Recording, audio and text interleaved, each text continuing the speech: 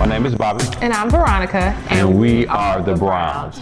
We'd like to welcome you to Breaking Bread with the Browns. If you're new here, please don't forget to like and subscribe. If you're a returning viewer, welcome and thank you for subscribing. Today, we want to thank all of our viewers for starting this journey with us to start Breaking Bread with the Browns. You've been here with us for 9 episodes. 9 episodes? 9 episodes. So tonight, we are going to conclude season 1. But before we conclude, we want to take you on a stroll down memory lane. Stroll? Stroll. Let's take it. So we kicked off season 1 with the appetizer.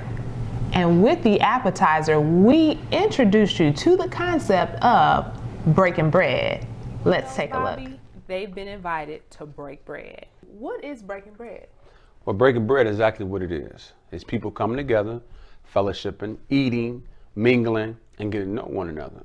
See, a lot of times when you meet people, if you don't break bread or eat, you won't learn how to grow together. You won't be comfortable. First time I ever seen it was in the Bible. In the book of Acts, they said they went from house to house breaking bread. Now, I'm going to tell you, the episode 1 was kind of funny because you trying to make me like I was a stalker. And I'm not no stalker. But the episode 2 is what I like the most because it's about blended family, and that's what we are. And it's a part in there I talk about dealing with Joseph, Jesus' father, being the ultimate stepfather, which is step in place. Check it out. And not only did he love God, he also had an understanding that he loved Mary. See, a person who's willing to step in place recognizes the sacrifice that comes in that. Even though the angel of the Lord had to visit him and say, hey, absolutely, green light, but at the end of the day, he made a conscious choice. So I think if anyone today's time that decide to step in place and be a stepmother or stepfather, that's really a blessing because the child is getting both worlds. Next, in episode 3, we broke down communication and how you can keep those lines of communication open with our favorite saying, tell the truth and shame the devil. You telling the truth? Are you telling the truth? Check it out. Give that example. So number 1, there are no secrets. You need to make sure that you are always keeping it honest and keeping those lines of communication open. Number 2, you need to learn your spouse and how to communicate, what works for them. So we can give you the tools and tips that we use. We know some people, they use code words. We tried that code word, and it didn't. Because we are both kind of aggressive. So for now us, you're aggressive now. Well, okay. So for us, we could say, well, we did, when we first started dating, we did have nose, cheek, remember? Well, yeah, no, cheek. We had that, like, be quiet. Yeah, but like you talking too much. That didn't last. So we had nose, cheek.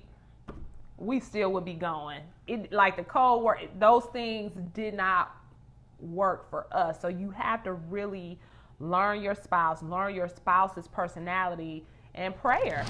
Now, communication was good. Absolutely. A lot of feedback. People talking about communicating, talking, because that would make a marriage, make a relationship. Anything to grow, you got to talk.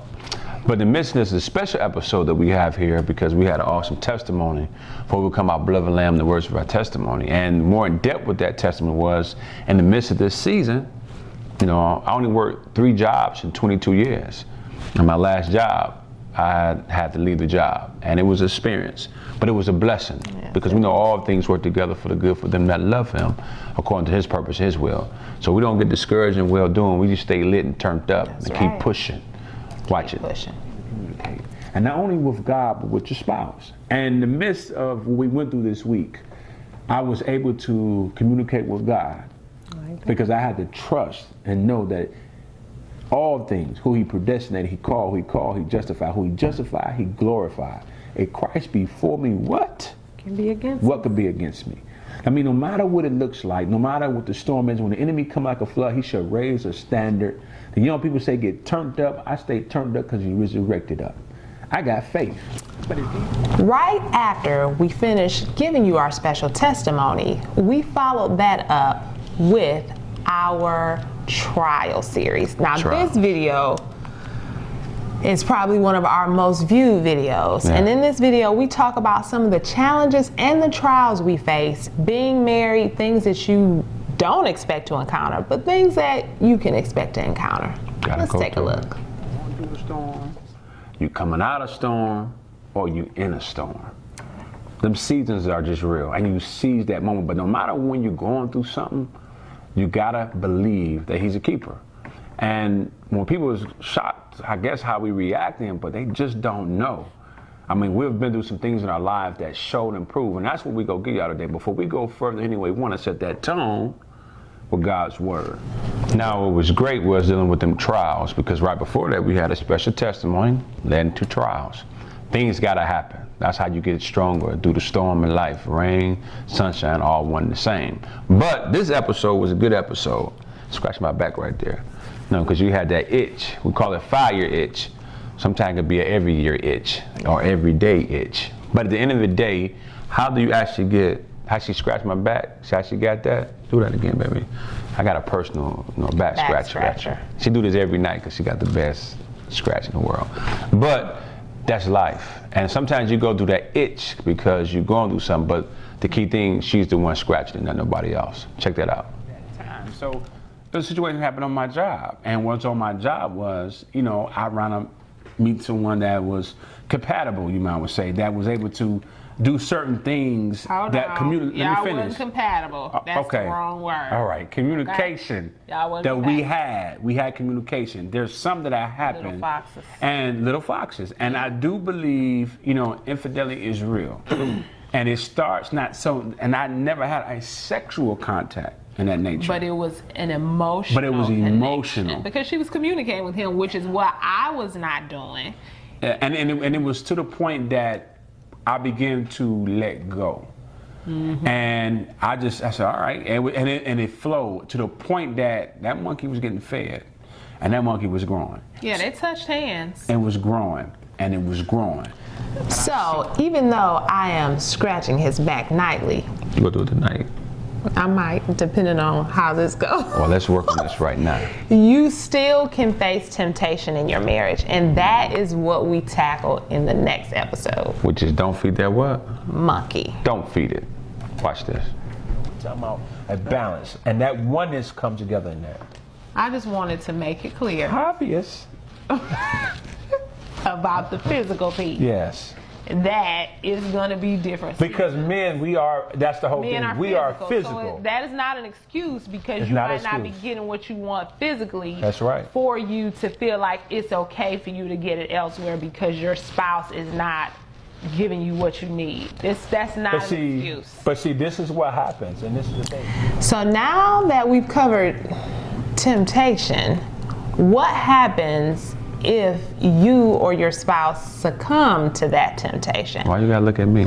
Okay, because we're in the video together. However, what do you do to get over that? Because we all fall short, we know that. Sometimes things don't always go the way we hope it would go. So how do you get over that? So the next video, we conquered forgiveness. Forgive me. I don't know. I forgive her. But also, when you were saying that, I'm thinking about when you're young and a lot of relationships, a father and a daughter. I have certain relationships with my daughters that I'm grateful that you allow me to love my daughter a certain way. But, if you as a child not getting a real relationship or even a son and a mother, if you get that in your childhood, as you get older, that resentment that you had toward your parent can roll over because you might be doing things not probably necessarily wrong, but it's so similar to the pain and hurt from a person's childhood.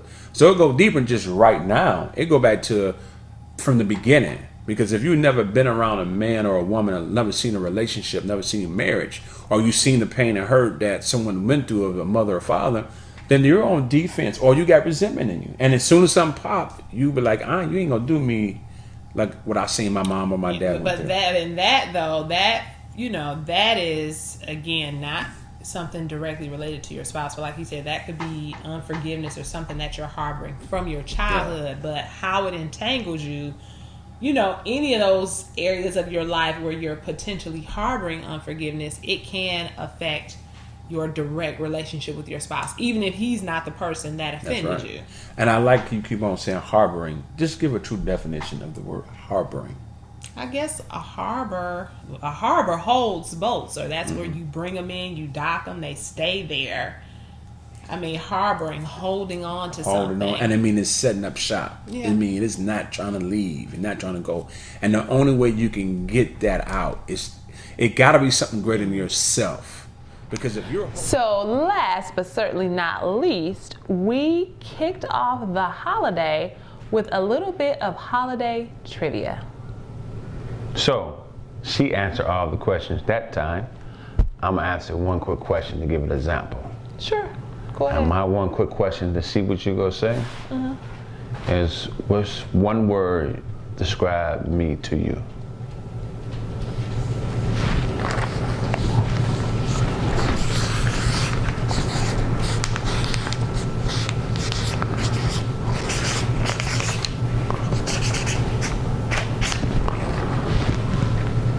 What'd you put? What you put? Selfless. Oh, She's my lady. I don't know about the singing. So check out the final episode of season 1, Holiday Trivia. Where and when did you first kiss? Write it on your paper. See, he ain't ready.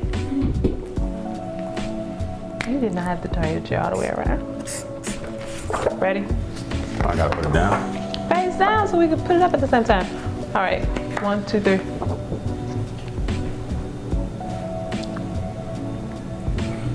All right. What did you put? In my dream. No, You said first in time? real life. What? That was first time we ever kissed was in my dream. What?